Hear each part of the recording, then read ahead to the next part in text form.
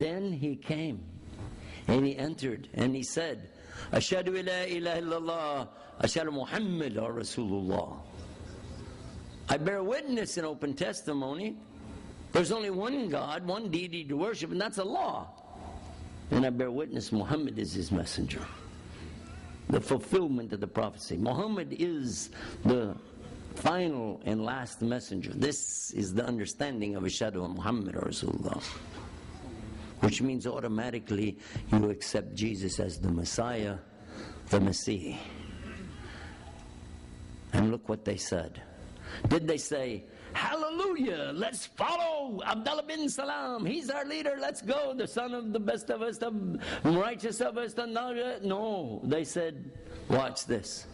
He's the worst of us, the son of the worst of us, the ignorant from us, and the son of the most ignorant of us. Something like this. By sharing this story, I do two things. I take them back in time and let them understand that there's always been history of those who accept Islam, but those who reject it. And let them realize that things haven't really changed that much either. Another story I love to share with them is the story of Adi ibn Hatim, the Christian who came to Islam, and this is in reference to shirk. This is the shirk which is committed by both the Jews and the Christians. I want them to understand how important it is to worship Allah alone without any partners. La ilaha. Yeah, you got to help me here. This is your program too, so when I call on you, you got to jump up and go for it. Okay, La ilaha Muhammad Rasulullah. Yeah, that's it. Cool. Now anyway, I want them to understand the depth of this. What does it mean? It doesn't just mean God is one. Whoa, another Muslim, he said God is one. Okay, great, good to go. No, it doesn't work like that. And I even give them the example, by the way, that suppose we're going down the road and we said, look, there's a hitchhiker. Let's pick him up, give him a ride, and on the way we'll give him the da'wah. We'll call him and try to get him to come to Islam. Okay, pick him up. Hitchhiker gets in the car. Along the way we go, oh, by the way, do you believe in God? Yep, sure do. Oh, you do? Well, you know, God is one. He said, that's right, I believe in only one God. Yeah, we got him. This is it. And oh, wait, there's one thing we forgot. Oh, yeah, and we only worship that God. He said, yep, me too. Okay.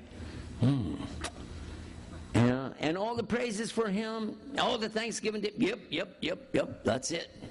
Just one God, one God. We call him Allah. He said, I call him Shakakwa. Well, that's okay, I guess. Shakakwa's okay. But, you know. And as we're going along, you know, through the forest, you know, and he said, stop the car! So what happened? He jumps out of the car. He runs over to a big, tall tree. He makes sajda to this big tree. And he's making sajda to this tree.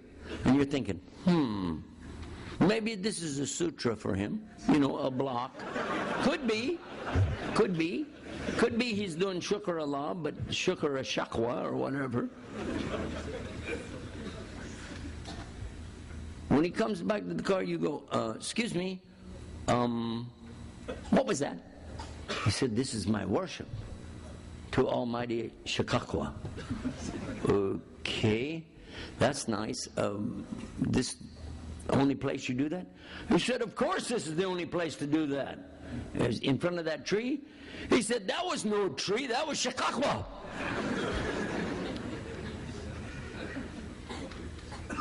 Oops. No.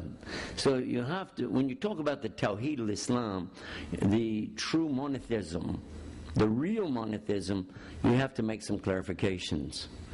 First and foremost is that when we talk about Allah, we're talking about the real God. The real God. The one they use the big G for, not the little g, the big G. They don't have a word in English for Allah. And so I tell them that. Your language is weak. Daif. You don't have a word for Allah. You have a word for God. God. But how do you make a difference between an Elah and an Allah? Elah, God. That's clear. Al-Ilah, the God. Aliha, gods. Goddesses, female. You have words in English for everything like this, but when we say Allah, you don't have a word for it. So you've been substituting a word for the Hebrew and for the Aramaic, and now you're trying to do the same for the Arabic, and you've been just using the same thing. God putting a big G and hoping you could get away with that. But it doesn't work, because if you start a sentence, any sentence in English has to start with what? Capital letter. So now if you start with the word God, I don't know which one you meant. God, God, or God, God. In fact, I'm confused now. And what about when you're talking to somebody, they can't see that big G, it's like, God! What? You don't have a word. Why don't you do, this is what I tell them, why don't you do what the Arab Christians do? They go, huh? Yes, there are Arab Christians, many Arab Christians. And in fact, probably everybody in this room knows somebody that's an Arab Christian, yes? We've all met Arab Christians, right? Okay. What do they call God with big G? Allah. Now, some of them don't want the other Christians to know about this in English. And they have actually denied it. They've said, oh, it's not the same God. Not the same God that we worship. No, no. See, but it's in your book. They trust that nobody can figure it out. They can't find it. But guess what? The Gideon Society has made that available for everybody. You can find out real easy. You know how? Just go to any hotel or motel on the planet, and almost every one of them, when you pull the drawer out and look in there, there will be a what? A Bible, placed by the Gideon Society. And may Allah guide them all. They did do a little something good. Turn 6 pages and look, the translation to the Afrikaans language of a verse, for God so loved the world. Then go down to the next one, Arabic language, for Allah so loved the, Alif Lam Lam Ha.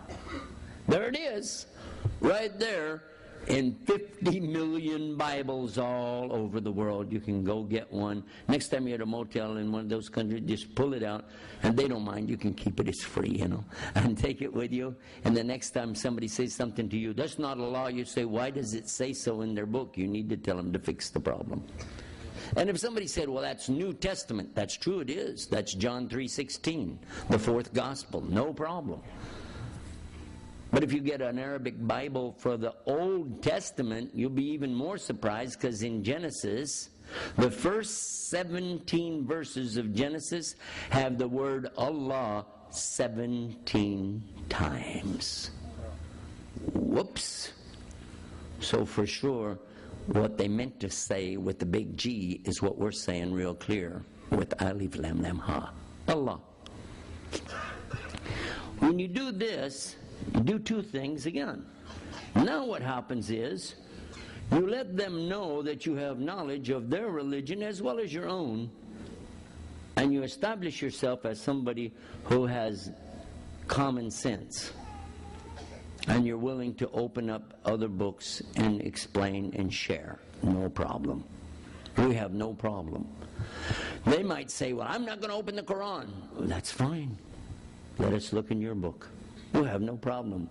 The original Bible came from Allah. We'll be the first ones to tell you the Bible is from Allah.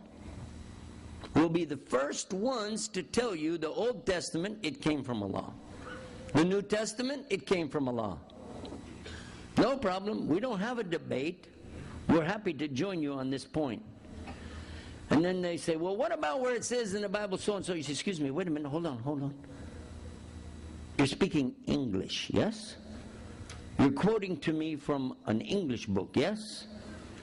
I don't agree that Allah sent down the Bible in English. So if you're going to quote it, we need to go back to exact